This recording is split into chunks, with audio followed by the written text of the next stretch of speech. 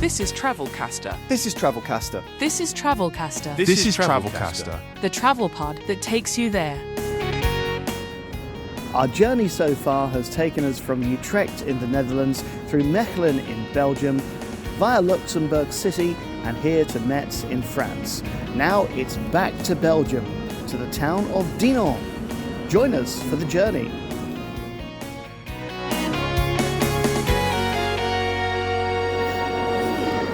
Now, we've mentioned before on the podcast the French railway system, which often involves getting a reservation for the high-speed TGV trains. And that was going to be the case today for the first leg of the journey up to Luxembourg City.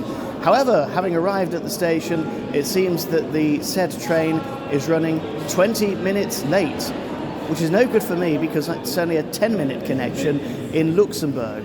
So instead, I'm going to take what was going to be the slower train via Bettembourg, which is in the country of Luxembourg, then get a bus to Luxembourg City, and then get my onward connection.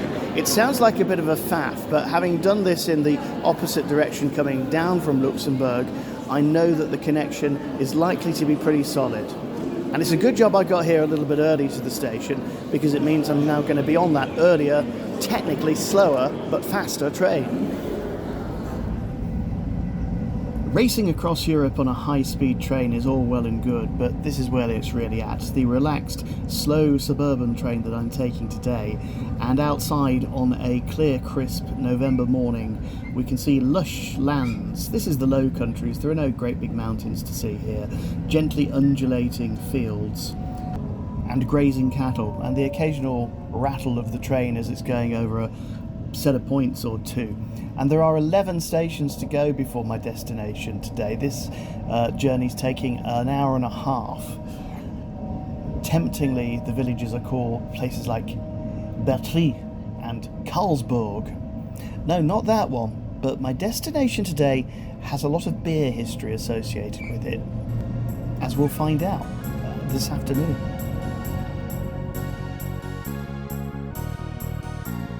Nestled in Belgium's Walloon region, Dinant lies dramatically along the river Meuse in the province of Namur. Just 30 kilometres south of Namur itself, it sits about 90 kilometres from Brussels and only 20 kilometres north of the French border. The town stretches in a narrow ribbon between the steep limestone cliffs of the Condroz Plateau and the flowing Meuse, creating a striking north-south axis. This setting, with fertile plateaus above and the river cutting deep below, gives Dinant its unique blend of rugged rock faces and lush agricultural land.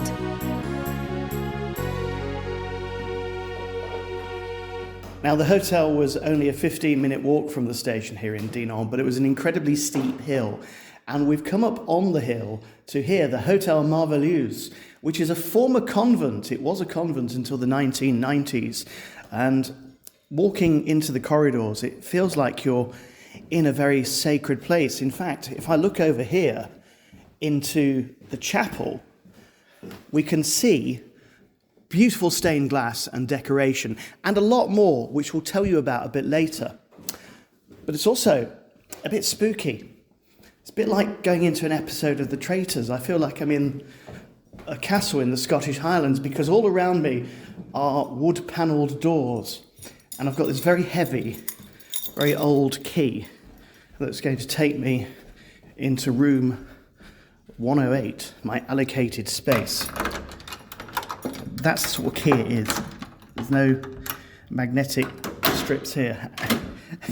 The latch on the door. And a creaky door. But actually, it's not so Scooby-Doo after all, because in here we have, yes, wooden floorboards, but a beautifully appointed modern room with a huge bed and a kettle in the corner and a rather out-of-place widescreen TV. There we go, big bathroom too. This is a brilliant transformation of a hotel. It was taken over by the present owners in 2008, and they've really turned it into what is now called a resort because of its location. You can hold events up here. And downstairs is the beer connection that I was talking about, which we'll find out about a little bit later.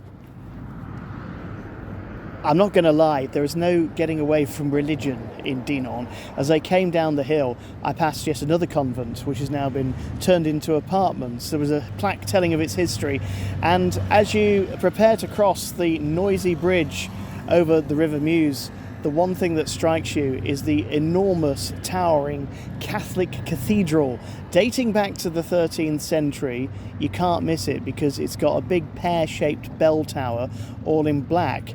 And whilst most of the buildings around here appear to be fairly modest in size and reach, the Catholics didn't care about that. This church almost appears to be trying to compete with the citadel above it, reaching high above the cliffs. It's a very striking setting. And just before you get to the bridge is the inevitable statue of Charles de Gaulle, although it's important because he was actually wounded here during the First World War. But it's not him who's the important guy, because as we go across the bridge, adorning the sides of the busy roadway are enormous sculptures of saxaphones. And that's because Adolphe Sax, the inventor of the instrument, was born here. And so to the citadel itself, an impressive 100 metres up in the air, 328 feet, and about 400 steps to get to it. I think I'm going to give that a miss.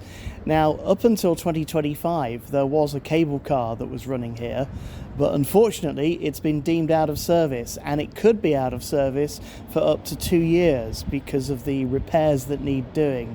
So at the moment you can go up to the citadel. It's going to be a walk, and you're still going to pay €12 for the privilege of it all. I'm sure it's a beautiful view from up there, but do you know what? I've got better things to be doing right now.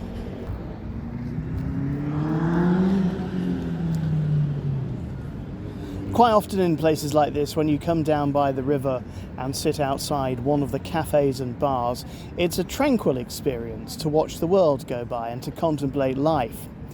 Not so here in Dinant. You see, the narrowness of the valley means that there are limited amounts of space for the roads. And as well as the main route running right through the town, there are one-way roads running either side of the river. So wherever you sit, you are likely to be disturbed by the traffic. Now, the road and the pavements are wide enough to accommodate the restaurants, and nice enough they are. But I've got to say, it's not the most relaxing place I've been to on earth. It also appears to be extremely popular with bikers, who are pleasant enough people, but their machines don't half make a racket when you're trying to have a nice croque-monsieur or a beer. Spoon was seized. In 1794, the abbey was attacked as the followed. So what was once the chapel of this convent is now the House of Leffe. This is a self-guided tour in whatever language you like. You just scan your ticket, and different stories are told for the history of the Leffe beer. And at the end of it, you get a free one. Well, you've paid the entrance fee, that is. €15 it's going to cost you. Got to say, they've done a cracking job on this hotel. Next to the chapel, in what used to be a sort of cloistered courtyard, is the dining room behind me. And if we walk out of here, we come to, I would suggest, Belgium's best beer garden. This is incredible. There's a huge lawn, a pergola, a Leffe truck, and over here, the most magnificent view of the valley below. This is the view that you come to Dinant for. And before me is the valley itself. And just over there to the left, out of sight, is the Leffe Abbey. Although the Abbey no longer brews its own beer, it's been taken over by a big company, the one that owns Stella Artois, in fact, up the road in Leuven. They still do celebrate the Leffe beer here. But out here on the garden, it's absolutely beautiful. The sun is shining. It's a lovely November day. And yeah, there's a bit of traffic below. Quite a bit of traffic, actually. But up here, it's quite peaceful. And you can imagine in the summer, many beers being sunk on this lawn, and perhaps some snacks. A schnitzel, perhaps. I know that's more German than Belgium, but you know what I mean. It's really, really beautiful here. Now, here at Travelcaster, we'll always give you an honest opinion of what we really think. And I have to say, on reflection, despite the initial optimism of that beautiful view from the hotel and the valley below, the experience of Dinant off-season was a little bit disappointing. Maybe it's because we're here in November, a lot of places were closed, and last night I ended up, maybe predictably, at the Café Leffe, another beer-branded brasserie. The food was very nice indeed, actually, and reasonably priced, but there wasn't a lot of choice in terms of places to go after that, so it was back here to the hotel. Nevertheless, I do think that Dinant is well worth 48 hours of your time, perhaps at a busier time of the year. One of the advantages of coming off-peak has been the prices. I paid less than €100 to stay in what is a superb hotel, so there is that. But now our journey continues. We are on the penultimate leg of our adventure across the Benelux, the Low Countries. So join us again soon for another edition of Travelcaster, the travel pod that takes you there.